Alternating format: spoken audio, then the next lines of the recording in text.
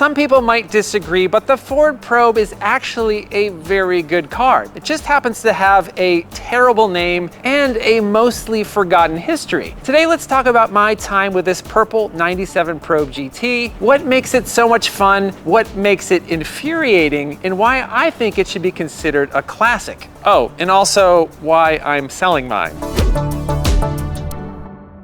Now, many people don't even remember the Probe as there are so few left on the roads today. But rewind back to the 80s and you'll find that the Probe was a very important car for Ford, and it was considered a successful product. A lot of people don't remember this. Ford had so much confidence in this car that it was going to be called Mustang and replace the aging Fox body platform. It sounds unthinkable today, but it nearly happened. Click above to watch my full video about the history of the Probe and how it almost replaced the Mustang. It's pretty fascinating if you don't know the history.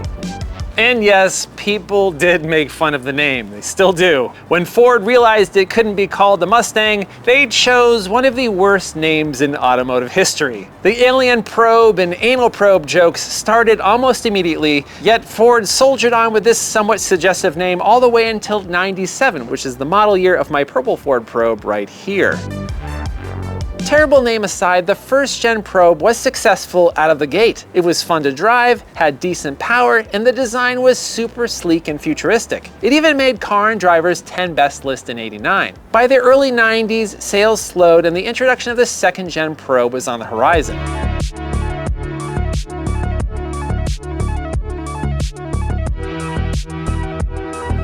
The second gen Probe was still mostly a Mazda design, shared with the MX-6. However, Ford was now responsible for the sheet metal and interior. Out of the gate, sales were strong, reviews were positive. The Probe GT was Motor Trend's Car of the Year for 1993, and it even earned a spot on Car and Driver's 10 Best list in '93 and '94. This new Probe GT could hit 60 miles per hour in 7.1 seconds, quite quick for the era. Now, it's not quick by today's ridiculous standards, but it was pretty competitive back in the day. Compared to the Celica, the 240SX, the Prelude, and the Eclipse, the Probe could hold its own.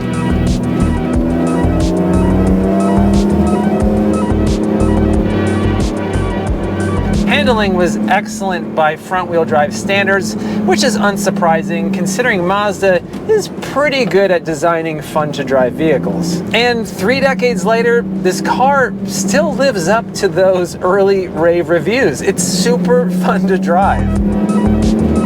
And it being the '90s, color choices were also on point, with a beautiful teal and this boysenberry metallic that I have here on my '97 GT. Though yeah, don't look too closely, the paint has seen better days.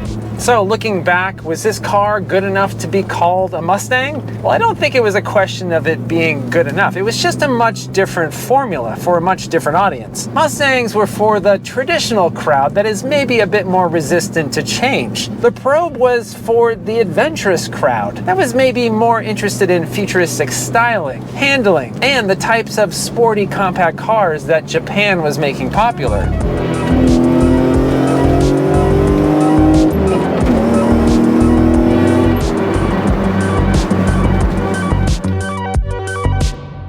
All right, so let's do a quick walk around and check out the exterior of my '97 Ford Probe GT. Now, it's pretty obvious, but I do not have the nicest looking example of a Ford Probe. In fact, on the outside, it looks pretty bad. The paint is very faded. It's got some dents from hail. But if you look past all that, you can see that there's a really beautiful shape here. This is a vehicle that obviously a lot of people have forgotten about, and I've shown it to a lot of people that haven't seen a Probe in decades. And their first reaction is, wow, that actually looks really good. Yes, it sort of has the bar of soap aesthetic that was so popular in the '90s, but the lines are really clean. It's a really elegant looking car. And yes, this car does have pop-up headlights. And you might notice that the European version of this car has slightly different shape for the pop-ups. Those pop-ups only come to about here. It eliminates this little pointy bit right here, and that's to improve pedestrian safety. So if you get hit by this car, you're not gonna get stabbed by the pop-ups. But I guess if you're an American pedestrian, don't walk in front of a Probe with pop-up headlights because it's going to impale you.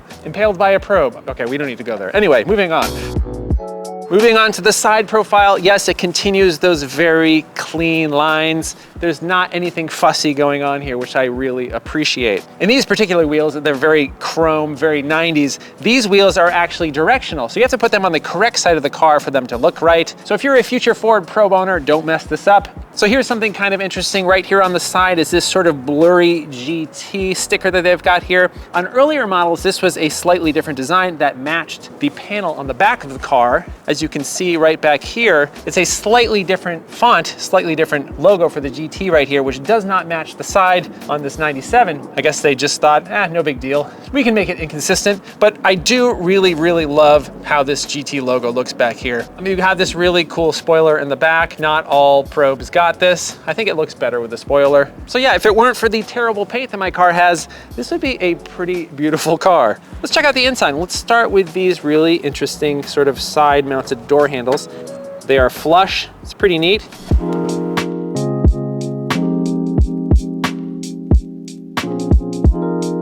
Now, once you're inside, you're greeted with a very clean and simple layout.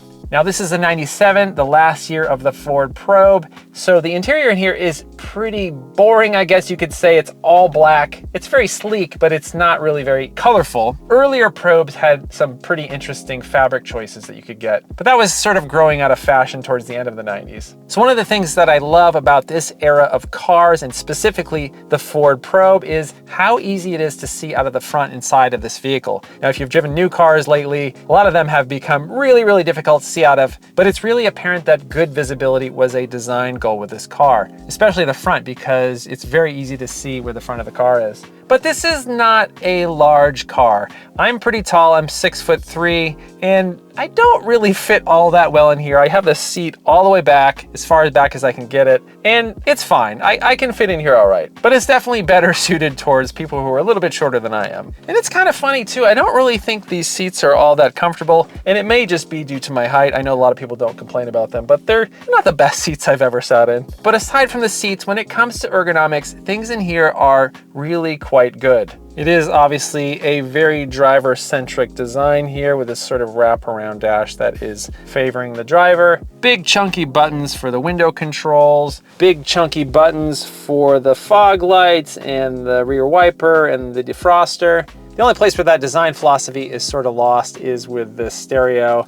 It's got kind of small buttons on it. And actually, you know, it's kind of funny. This is the first time that I've actually seen this clock work. Pretty straightforward controls for the HVAC, although as you can see, my knobs have cracked a little bit. I need to find some replacements for that. And the shifter, yeah, it's a little bit notchy, but it's really quite good. Thanks, Mazda. So one of my least favorite aspects of this interior is the design of the steering wheel. It just looks kind of sad. Doesn't it look like it just sort of has a frowny face? Wah, wah. Does have cruise control, and the cruise control still works. The gauges are really nice and simple and clean. And we do have to take a look down here. Here's where you've got this little pop open area where the cigarette lighter is. I guess you can put your illicit drugs down there. And here's a blast from the past, an actual mechanical e-brake. Now right here in this center console, I think the designers thought they were being really clever. You got this top panel that slides back and forth and flips up. And inside here, you've got this really flimsy cup holder. Isn't that just crazy? Look how I mean, it's kind of cool, and it still works. It's not broken, so I guess I shouldn't rag on it that much. And actually, you can fit 2 drinks because there's another kind of built-in cup holder right here. So yeah, kind of a weird design element. And then you don't really want to be subjected to sitting in the back seat. It's tiny, like you might expect. But back there is a ton of space for your stuff in the hatch. So if you just had yourself and another person and a bunch of luggage, you'd actually be fine for a road trip in this car. So yeah, there's a couple other issues in here that I haven't addressed, like the windows roll down really slow. The sunroof opens really slow and sounds like it's dying when it opens and closes. But in general, the interior of this car is in pretty decent shape for the age, and considering the fact that it was pretty much going to get sent to the junkyard.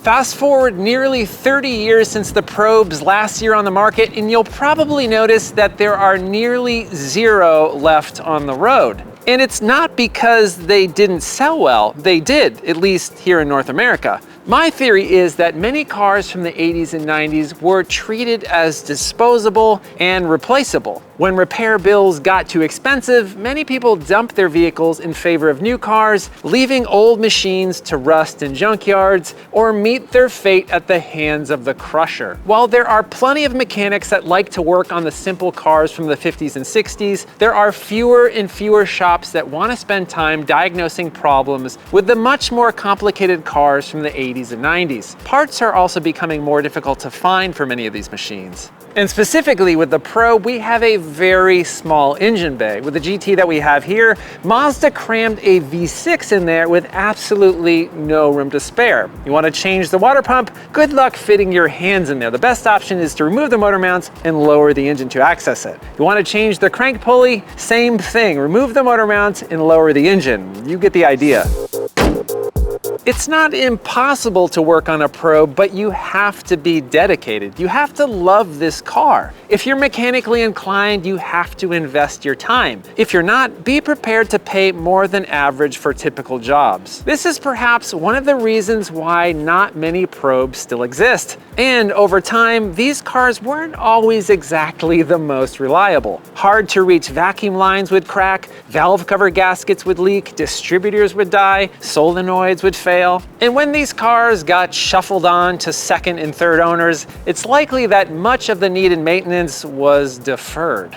And that's very clearly what happened to my Probe GT. I pretty much saved it from the crusher. I purchased it at an online auction for the measly sum of $300. Yes, I knew it was a risk, but at the time I hadn't seen another Probe in like a decade. And it was purple. How could I say no? And while this was the cheapest car I've ever purchased, it certainly wasn't the cheapest to restore and maintain. Buying a $300 car basically means you've got a lot of work ahead of you. It started out rough, like very, very rough. But I guess you could say that the nostalgia for these now forgotten cars drove me to try to make it work. I wanted to get this old purple beast back on the road. And as I got to drive and experience the car, I started to gain a newfound respect for its capabilities and for many of the design details. Although I did start to cry in my sleep nearly every night because everything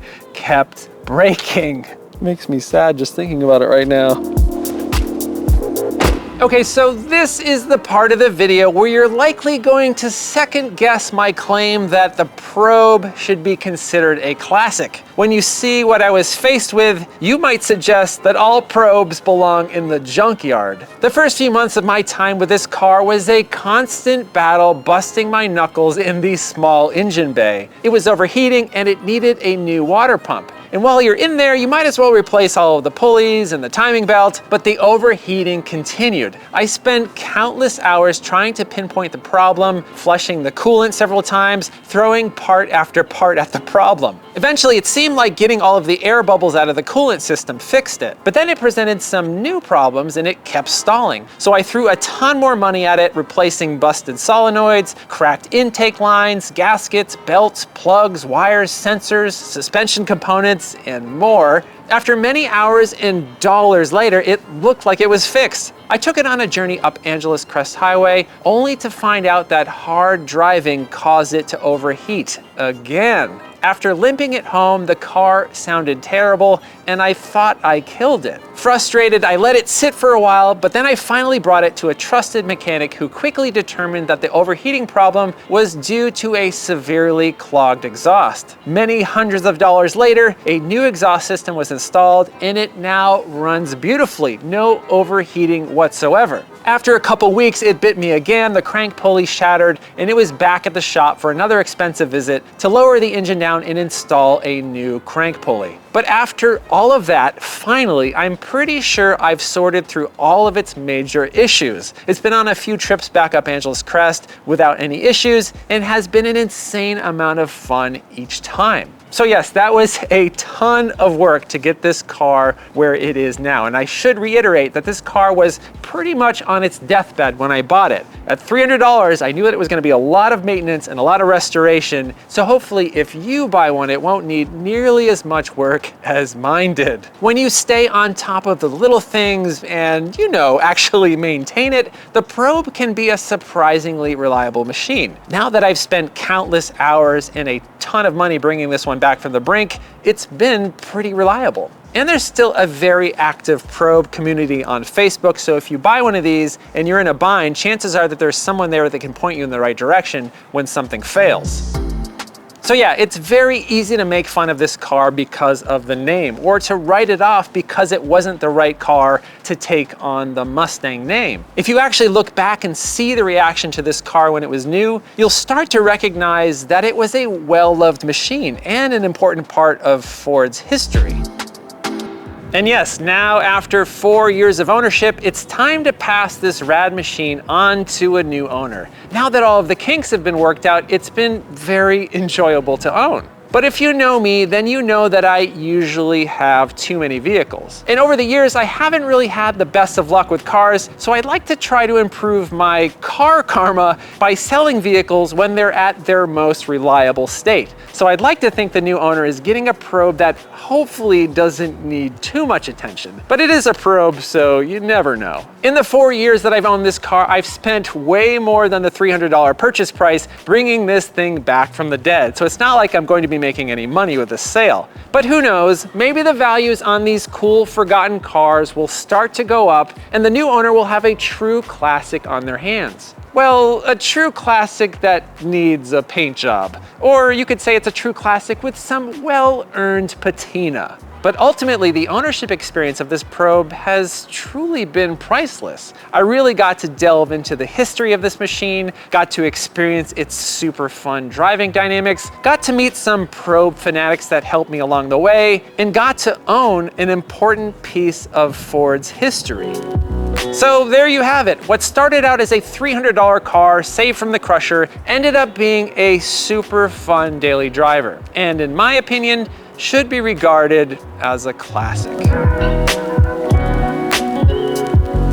If you like this video and want to see more like it, please consider subscribing and hitting that bell icon. If you want to help support the channel, please consider buying a Hello Road t-shirt at helloroad.tv/shop. Thanks so much for watching. Yeah, this is probably the last time you'll see this Ford probe on my channel, unless for some reason it doesn't sell. Thanks for following along with the journey of this car. I hope you're well, and I'll see you soon.